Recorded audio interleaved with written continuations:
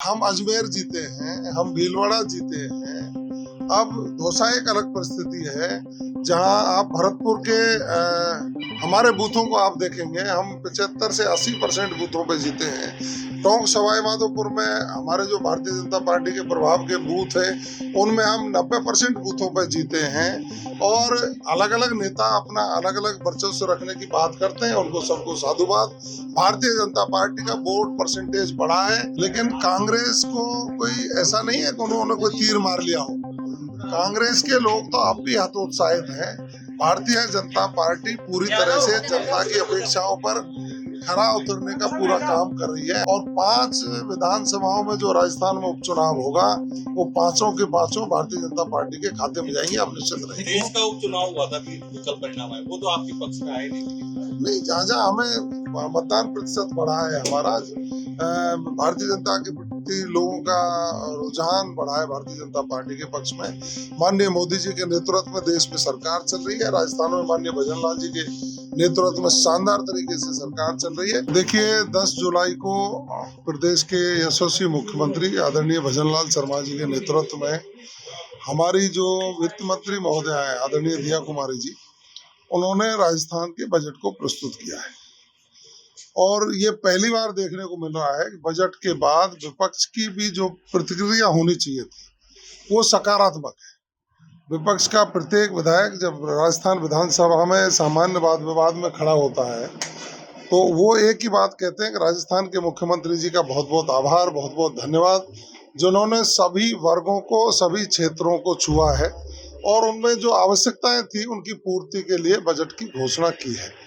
निश्चित रूप से माननीय मुख्यमंत्री जी ने 12 तारीख को सभी मंत्रियों के साथ बैठक करके, सभी सचिवों के साथ बैठक करके निर्देश दिए हैं कि वो अपने अपने प्रभार के जिलों में पहुंचे।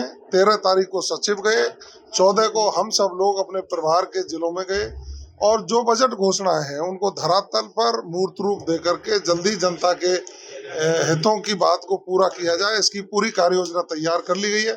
जहां जमीन अलॉटमेंट हो रहे हैं, जमीन अलॉटमेंट हो रहे हैं, और जहां उनके जमीन के कहीं एक्विजिशन करना है, उनका अधिग्रहण करना है, उनके किसानों को मुआवजे की बात करनी है, उनकी शुरुआत हमने की है। और विभिन्न स्थानों पर जगह चिन्हित करके जनप्रतिनिधि और आम जनता के सपनों को पूरा करने का काम प्रदेश के मुख्यमंत्री जी कर रहे हैं।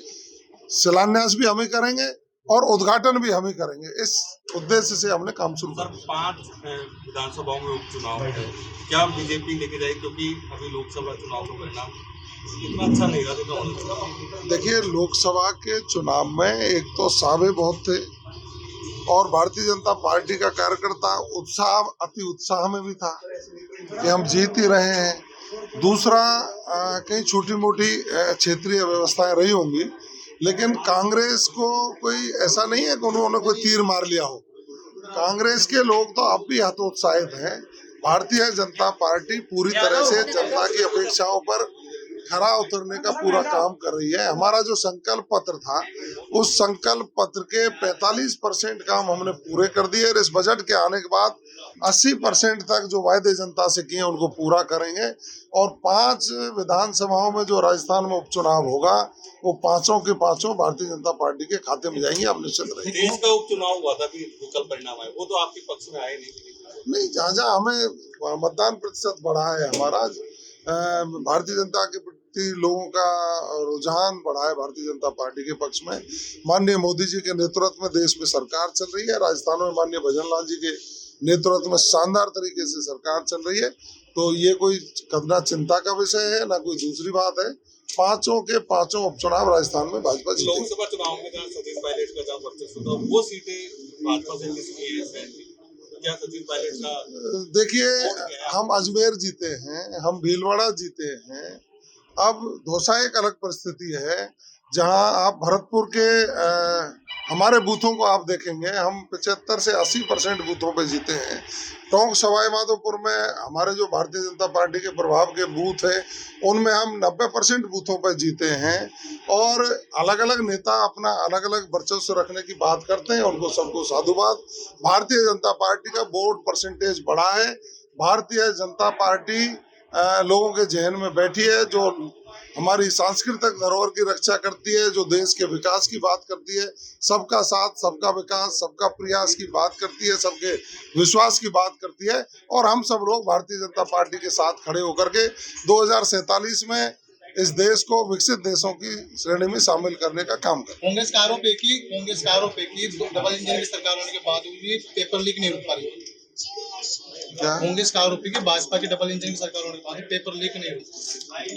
कांग्रेस के लोग तो उनका सारा ही चेहरा कालिख में पुता हुआ है, वो क्या करोगे? कांग्रेस के पास कोई दम नहीं है। क्या पुलिस से बात हुई है? कहाँ है वो इस्तीफा देने के बाद? तिरुनाली सुबह ही बात हुई है, मैं तो जनता के बीच में काम कर रहे हैं, सरकार का काम कर रहे हैं, हमारे नेता क्या हैं। बनाने की कोशिश की गई है उनको इस्तीफा देने के बाद? नहीं, रूसे ही कहाँ है जिसे मनाओ, तो घर के आदमी हमारे। लेकिन फिर भी नाराजगी सामने आई है कि वहाँ पे तिरुनाल मीणा जी ना कभी नाराज थे, ना है, ना नाराज रहेंगे। वो सुबह मेरी बात हुई, जनता की सुनवाई कर रहे थे, सरकार के कामों की फाइलों को निपटा रहे हैं। क्या कारण है कि वो विधानसभा में वो तो आपको और उनको पता होगा, वैसे अच्छे आदमी है, हमारी पार्टी के नेता। लेकिन अब अयोध्या के बाद में बद्रीनाथ भी आ रहे हैं। अयोध्या नहीं, हो फैजाबाद की सीट है। अयोध्या नाम जिस दिन रख जाएगा उस दिन जीत जाएंगे।